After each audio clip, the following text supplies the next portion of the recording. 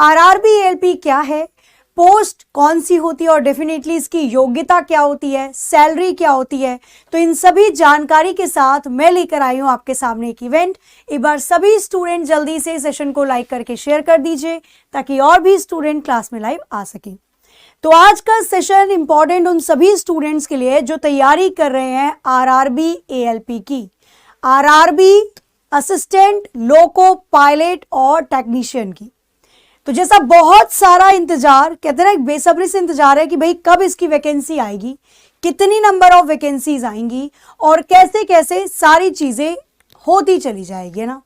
तो आज के इवेंट में मैं आपको बताती हूँ पहले एएलपी 2022-23 की जो भर्ती है इसके बारे में, क्या प्रक्रिया होती है, कौन कौन से सब्जेक्ट पूछे जाते हैं, क्या क्वालिफिकेशन होनी चाहिए कि आप एएलपी के एग्जाम को दे सकते हैं नहीं दे सकते, टेक्नीशियन के एग्जाम को दे सकते हैं नहीं दे सकते, सैलरी कितनी होती है, प्रमोशन होने के चांसेस कितने होते हैं। तो इन सभी चीजों को देखना शुरू करते हैं।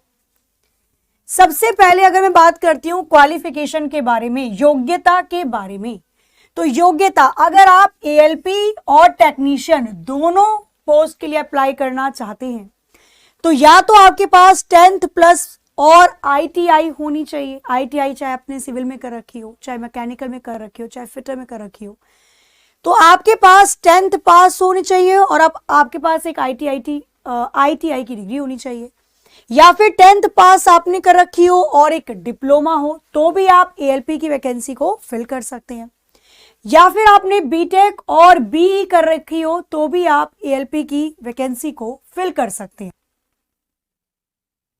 असिस्टेंट लोको पायलट के फॉर्म को, पोस्ट को फिल करना चाहते हैं तो। और अगर मैं बात करती हूँ, आप सोच रहे हो कि मैम आईटीआई तो नहीं है, डिप्लोमा भी नहीं है, बीटेक बी भी नहीं है, तो आप एएलपी नहीं, केवल टेक्नीशियन की पोस्ट पर फिल कर सकते हो, केवल टेक्नीशियन का एग्जाम दे सकते हो।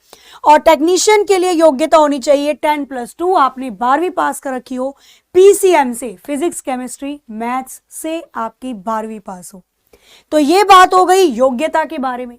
अब हम बात करते हैं एज, आयु से संबंधित।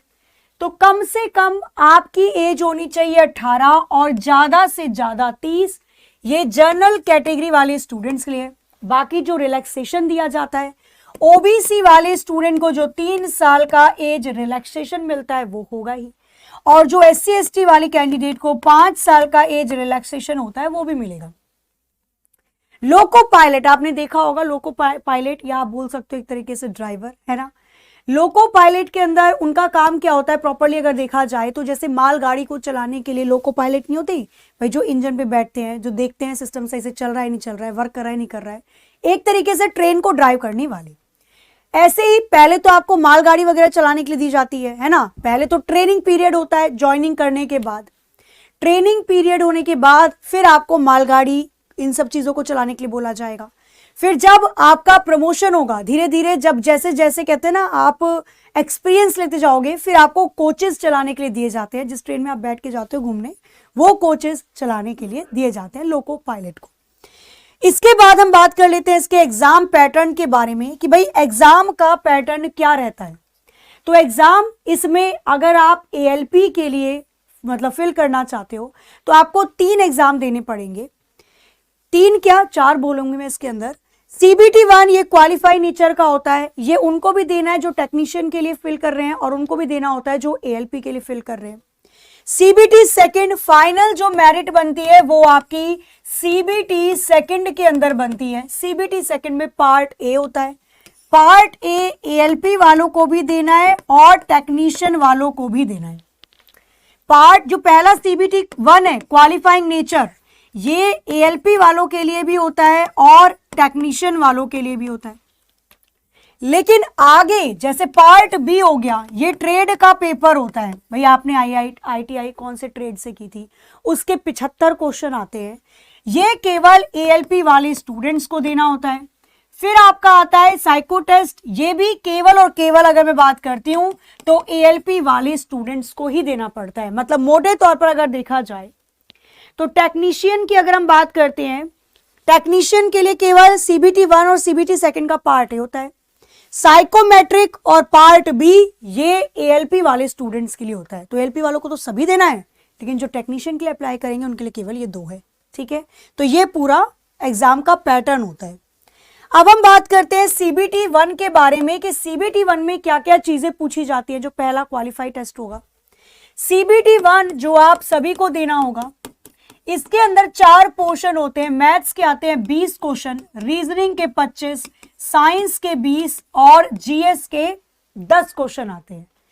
कुल मिलाकर 75 क्वेश्चन पूछे जाएंगे। 60 मिनट का ये पेपर आपका होता है और इसमें नेगेटिव मार्किंग भी होती है 1/3 की। ध्यान रहे, नेगेटिव मार्किंग है, ठीक है।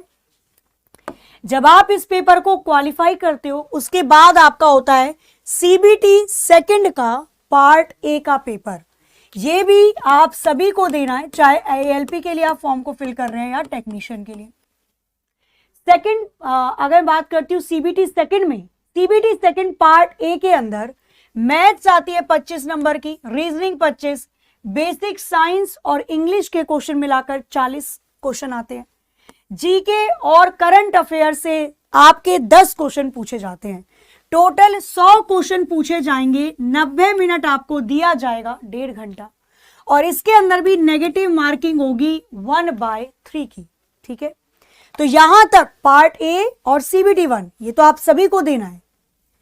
अब हम बात करते हैं जो बच्चे ALP के लिए फॉलो कर रहे हैं, ALP के लिए एग्जाम को निकाल रहे हैं, उनको पार्ट B भी देना पड़ेगा। ये केवल और केवल ALP वालों के लिए। उनके ट्रेड से रिलेटेड 25 क्वेश्चन पूछे जाएंगे। 60 मिनट का समय दिया जाता है और मिनिमम पासिंग मार्क्स होते हैं 35%।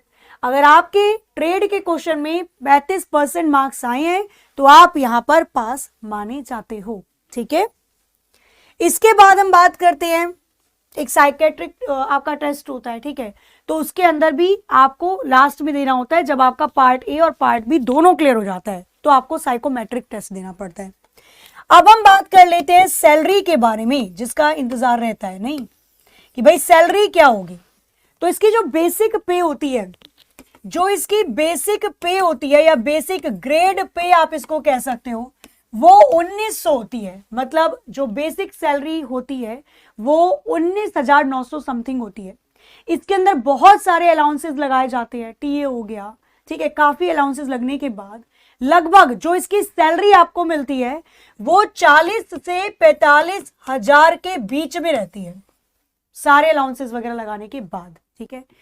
और इसके देखो जॉब में क्या होता है, जैसे आपको बोला जाएगा आपकी जॉब लग गई, जॉब लगने के बाद आपको ये कहा जाएगा कि भाई 12 बजे से आपकी ड्यूटी है, तो आपको जो रूम होता है, रनिंग रूम होता है, आपको रूम में जाना पड़ेगा। रूम में जाने के बाद आधे घंटे पहले आपको रिपोर्ट करना होता है, रिपोर्ट टाइमिंग होती है। टेस्ट होता है, ब्रीथिंग टेस्ट होता है कि भाई कोई अल्कोहल तो नहीं ले रखा है, या जो लोको पायलट है वो ठीक कंडीशन में तो है, ट्रेन चलाने की कंडीशन में तो है। उसके बाद 12 बजे से आपकी ड्यूटी स्टार्ट हो जाएगी। 8 घंटे या 6 घंटे की ड्यूटी करने के बाद आपको रेस्ट करने के लिए रनिंग रूम दिए जाते हैं, जो कि हर एक स्टेशन पर होते हैं अवेलेबल। जब आप ट्रेन को चला लिया, आपने अपना काम कर लिया, वर्किंग आवर्स के बाद आपको 16 घंटे का रेस्ट पीरियड दिया जाता है। 12 से 16 घंटे का रेस्ट पीरियड होता है। अगली जो ड्यूटी आपकी लगेगी वो 12 से 16 घंटे के बाद ही लगेगी। मतलब ऐसा नहीं है कि पूरी तरह से इंसान को रगड़े जा रहे हैं, नहीं, ठीक है। आपको प्रॉपर रेस्ट पीरियड देते हैं क्योंकि बहुत जिम्मेदारी भरा काम होता है, ठीक है, लोको पायलट का। तो जाहिर सी बात है 6 से 8 घंटे की ड्यूटी के बाद आपको रेस्टिंग टाइम मिलेगा और उसके बाद अगली जो आपकी ड्यूटी लगेगी वो 12 से 16 घंटे के बाद ही लगती है। इसके बाद जैसे आप लग गए, ठीक है, आपने ALP में ज्वाइन करा, आप लग गए, उसके बाद 2 साल के अंदर, 1.5 से 2 साल के अंदर प्रमोशन होता है और सीनियर ALP बन जाते हैं। सीनियर ALP का जो ग्रेड पे होता है वो 2400 समथिंग होता है। ये केवल बेसिक ग्रेड पे बता रही हूँ, अलाउंसेस तो इसमें और लगेंगे, ठीक है। सारे अलाउंसेस आपको दिए जाते हैं, ट्रेवल अलाउंसेस होता है आने जाने का। आप 1 किलोमीटर का 3.80 के रुपए से आपको अलाउंस दिया जाता है। तो लगभग एक महीने में आपने अगर 5000 या 6000 किलोमीटर चला लिया तो उसके अलाउंसेस आप निकाल सकते हो, मल्टीप्लाई करके 15,000 16,000 एक्स्ट्रा उसके मिल जाते हैं। इसके बाद लगभग 3 से 4 साल के बाद प्रमोशन होकर आप LPG कैटेगरी के अंदर आ जाते हो। लोको पायलट गुड्स के अंदर आ जाते हो, उसके बाद आपको कोचेस वगैरह चलाने के लिए दिए जाते हैं जिसमें लोग बैठते हैं, फिर वो आप ट्रेवल करते मतलब चलाते हो, ड्राइव करते हो। इसकी जो पे है वो 4200 है। मतलब ये मान के चलो लोको पायलट लगने के बाद आप 5 से 6 साल के बाद अच्छी खासी इनकम आपकी हो जाएगी। ठीक है, स्टार्टिंग में भी अच्छी खासी ही है। तो ये पूरी डिटेल है। अगर मैं बात करती हूं आरआरबी लोको पायलट के बारे में, अब आ जाती है कि मैम इसकी वैकेंसी कब निकलेगी, इसका बहुत इंतजार है। तो बिल्कुल भाई आप सबको भी है। एएलपी टेक्नीशियन, अगर मैं दोनों पोस्ट की बात करती हूं तो जो आरआरबी की वैकेंसी की अनुमान लगाया जा रहा है, जो इसका अनुमान कहते हैं ना एक तरीके से सोचा जा रहा है, फोरकास्टिंग की जा रही है, इसका अनुमान लगाया जा रहा है कि दिसंबर के मिड तक, मिड छोड़ो हम एंड ही ले लेते हैं, दिसंबर के एंड तक इसकी घोषणा कर दी जाएगी रेलवे के द्वारा। क्योंकि अभी आपने देखा होगा लगातार बहुत सारी वैकेंसीज निकल रही हैं। वैकेंसी निकले के कारण ये भी है कि मिशन मोड लाया गया था, आप सभी को याद होगा 10 लाख वैकेंसी की मांग या 10 लाख वैकेंसी की बात की गई थी। अब इन वैकेंसियों की भर्तियां भी तो हो जाएं चुनाव से पहले, तो जाहिर सी बात है इसको जल्दी ही निकाला जाएगा। तो ये आपको दिसंबर के आसपास इसके फॉर्म दिख जाएंगे, जैसे ही नोटिफिकेशन आएगा आप सभी को बता दिया जाएगा।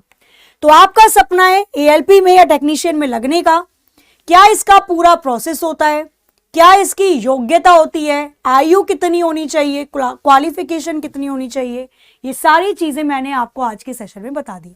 फिर भी इससे रिलेटेड कोई भी जानकारी आपको और चाहिए तो नीचे एक बार ऑफलाइन कमेंट करके जरूर बता दीजिएगा, उसके ऊपर भी एक अलग से सेशन लेकर आया जाएगा। ठीक है, तो अभी क्लासेस इसकी चली रही हैं आपकी। एएलपी के लिए टेक्नीशियन के लिए क्लासेस स्टार्ट हो जाती हैं सुबह 8 बजे से। अभिनंदन सर की क्लास होती है मैथ्स की, 9 बजे मेरी रीजनिंग की क्लास होती है, फिर 10 बजे जीके जीएस की क्लास होती है, 11 बजे साइंस की, मतलब प्रॉपर क्लासेस आप लोगों की चल रही हैं, आप क्लास में ज्वाइन हो सकते हैं। अभी मैं स्टार्ट करूंगी 9 बजे रीजनिंग की क्लास, जरूर आइएगा। उसके अंदर मैं 150 वाला कुछ सिलॉग वाला मेथड बताऊंगी और साथ ही में उसके अंदर काफी चीजें हम लोग करने वाले हैं मिक्स क्वेश्चन के अंदर। तो चलिए मिलते हैं अपनी अपनी क्लासेस के अंदर, तब तक के लिए हंसते रहिए, मुस्कुराते रहिए, खुश रहिए, अपने घर वालों का ख्याल रखिए। जय हिंद, जय भारत।